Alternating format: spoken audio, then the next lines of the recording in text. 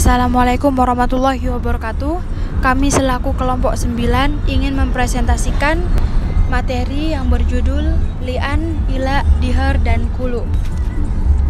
Kelompok 9 beranggotakan 3 orang yang terdiri dari Luciana Syafara, Alfiatul Hasanah, El-Fatih Kamelia. Baik, untuk materi selanjutnya akan diteruskan oleh presentator pertama, yaitu El-Fatih Kamelia.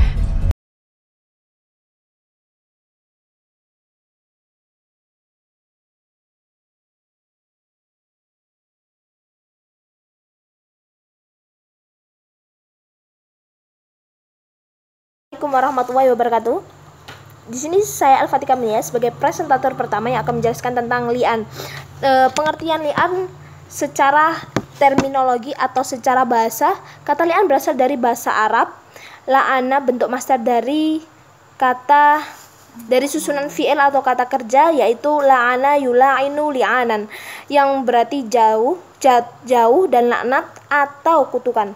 Dan secara terminologi, li'an merupakan suatu ucapan sumpah yang dilakukan oleh seorang suami kepada istrinya dengan 5 kali sumpah, dan pada sumpah yang terakhir suami mengucapkan sumpah yang diikuti dengan laknat kepadanya jika dia dusta. Lalu menurut istilah hukum Islam, li'an adalah sumpah yang diucapkan oleh suami ketika ia menuduh istrinya berbuat zina dengan 4 kali tuduhan, 4 kali kesaksian bahwa ia termasuk orang yang benar dalam tuduhannya. Kemudian pada sumpah kesaksian kelima disertai persyaratan bahwa ia bersedia menerima laknat Allah jika ia berdusta dalam tuduhannya itu. Kemudian tata cara li'an. Pertama, yakni pelaksanaan li'an dilaksanakan secara terbuka dengan dihadiri dan disaksikan oleh masyarakat umum. Lalu kedua pasangan terberdiri selama melakukan li'an agar bisa disaksikan oleh hadirin. Hal itu akan menambah kepopuleran dan kesan di dalam diri hadirin. Lalu ketiga, sebelum kedua peli'an saling melaknat, hakim mengingatkan keduanya untuk bertaubat. Dan konsekuensi li'an adalah pertama, yaitu keduanya harus diceraikan. Kedua, keduanya haram rujuk untuk selama-lamanya. Dan ketiga, wanita yang bermulaan berhak memiliki mahar. Lalu keempat, anak yang lahir dari istri yang bermulaan harus diserahkan kepada sang istri atau ibunya. Lalu dan kelima, istri yang bermulaanah berhak menjadi ahli waris anaknya, dan begitu juga sebaliknya. Dan akibat hukum li'an yang ada dalam komplikasi hukum Islam ini, yaitu pertama, putusnya perkawinan antara suami istri untuk selama-lamanya, pasal 125 KHI. Lalu kedua, timbulnya larangan perkawinan antara bekas suami istri tersebut, pasal 143 ayat 1 huruf B KHI. Ketiga, tidak sahnya perkawinan batal demi hukum perkawinan antara bekas suami tersebut, pasal 70 huruf B KHI. Timbulnya larangan rujuk antara bekas suami istri, pasal 163 ayat 2 huruf B KHI. Anak yang dikandung atau dilahirkan oleh istri hanya ada hubungan perdata, dan anak yang dikandung dan nasab dengan ibunya, pasal 162 KHI. Bekas suami terbebas dari kewajiban memberikan nafkah iddah bekas istri, pasal 162 KHI. Assalamualaikum warahmatullahi wabarakatuh. Saya Luciana Syafara selaku presentator kedua akan menjelaskan materi tentang dihar dan ila. Hukum ila. Pengertian ila yakni menurut bahasa artinya bersumpah takkan melakukan sesuatu, sedangkan menurut syara yang dimaksud ila ialah bersumpah takkan menyetubuhi istri.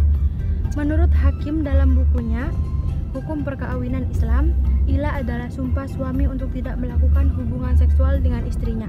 Perbuatan ini adalah kebiasaan zaman jahiliyah untuk menyusahkan istrinya selama 1 tahun atau 2 tahun. Perbuatan ini tentunya akan menyiksa istrinya dan menjadikan statusnya menjadi tidak jelas. Menurut Rasjid dalam buku Fikih Islam, ila artinya sumpah suami tidak akan mencampuri istrinya dalam masa lebih dari 4 bulan atau tidak menyebutkan jangka waktunya. Tata cara ila. Ila hendaknya berupa sumpah sebagaimana sumpah. Maka ila hendaknya yang pertama, sumpah ila harus disertai dengan nama Allah atau salah satu sifatnya. Yang kedua, pelanggaran ila oleh suami harus membayar kafarat sesuai dengan sebagaimana sumpah pada umumnya. Yang ketiga, isi ila hendaknya sumpah suami untuk tidak mencampuri tubuh istrinya. Konsekuensi ila. Apabila seorang suami bersumpah tidak akan menggauli istrinya dalam suatu masa, jika masanya berkurang dari 4 bulan, maka pihak suami harus menunggu sampai masanya habis, baru boleh menggauli istrinya. Demikian juga pihak istri harus sabar menunggunya. Sebagaimana hadis di atas, jika suami menggauli istrinya sebelum masanya habis, maka dia wajib membayar kafarah. Baik, kita lanjut ke materi sihar. Menurut etimologi berasal dari kata zar yang berarti punggung. Dalam terminologi syariah, konteks membandingkan atau menyamakan istri dengan ibunya sering disebut dengan dihar. Dihar bisa didefinisikan sebagai seorang suami yang mengungkapkan bahwa istrinya menyerupai dengan wanita yang haram dinikahinya secara terus-menerus, seperti ibu, saudara wanita, dan seterusnya. Tata cara dihar. Kalau seorang suami berkata pada istrinya, "Anti alayya kasahri ummi," artinya engkau bagiku adalah seperti punggung ibuku. Ini berarti seorang suami telah menzahir istrinya. Zihar dilakukan oleh suami yang tidak lagi menyukai istrinya dan tidak menyukai istrinya itu kawin dengan laki-laki lain apabila telah diceraikannya. Konsekuensi dihar yaitu suami tidak boleh menggauli istrinya sebelum membayar kafarat. Bahkan menurut jumhur ulama termasuk diharamkan mencium, merayu, dan memandang istrinya dengan nafsu. Akan tetapi menurut ulama mazhab Syafi'i yang diharamkan hanyalah hubungan seksual saja, tidak termasuk mencium, memeluk, dan lain sebagainya. Istri berhak menuntut untuk digauli dan berhak juga menolak untuk digauli suaminya sampai kafarat telah dibayar oleh suaminya. Baik, saya Alfiatul Hasanah dengan NIM 200.2021-10103 sebagai pemateri ketiga yang akan menjelaskan materi tentang khuluk. Yang pertama, pengertian khuluk. Secara etimologi, kata khuluk diambil dari kata khola'a yang berarti mencopot atau menanggalkan. Maksudnya ialah suami menceraikan istri dengan suatu pembayaran yang dilakukan istri atas kehendak dan permintaan istri. Khuluk disebut juga dengan istilah talak tebus, yaitu perceraian yang diusulkan oleh istri kepada suami dan istri sanggup membayar ganti rugi atau tebusan kepada suami yang akan menghulukinya itu. Definisi lain menyebutkan bahwa khuluk adalah suatu perceraian di mana seorang istri membayar sejumlah uang sebagai iwat atau pengganti kepada suaminya. Yang kedua, tata cara khuluk. Yang pertama, sebelum kedua pelian saling melaknat, hakim mengingatkan keduanya untuk bertaubat. Pengadilan agama selambat-lambatnya 1 bulan akan memanggil istri dan suaminya untuk mendengarkan keterangan dari masing-masing suami istri. Kedua, dalam persidangan tersebut, pengadilan agama memberikan penjelasan tentang akibat khuluk dan hakim akan memberikan nasihat-nasihat kepada suami istri.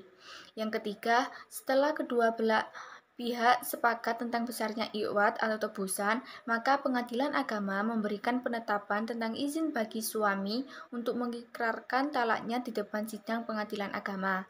Keempat, setelah sidang penyaksian ikrar talak, pengadilan agama membuat penetapan tentang terjadinya talak rangkap 4 yang merupakan bukti perceraian bagi bekas suami dan istri. Kelima, ketika tidak tercapai kesepakatan tentang besarnya tebusan dalam permohonan khuluk ini, maka pengadilan agama memeriksa dan memutuskannya sebagai perkara biasa. Yang ketiga, konsekuensi khuluk. Yang pertama, istri tidak bisa dirujuk, berakhir dengan talak bain. Kalau ingin rujuk harus menikah baru lagi. berlaku pasal 161 Kompasi Hukum Islam. 2. Tentang akibat hukum terhadap anak atau anak-anaknya sama dengan akibat hukum yang telah diatur dalam pasal 149 huruf D Kompilasi Hukum Islam atau memberikan biaya hatna'ah untuk anak-anaknya yang belum mencapai umur 21 tahun. Sekian materi yang bisa saya sampaikan. Terima kasih, kurang lebihnya mohon maaf. Wassalamualaikum warahmatullahi wabarakatuh.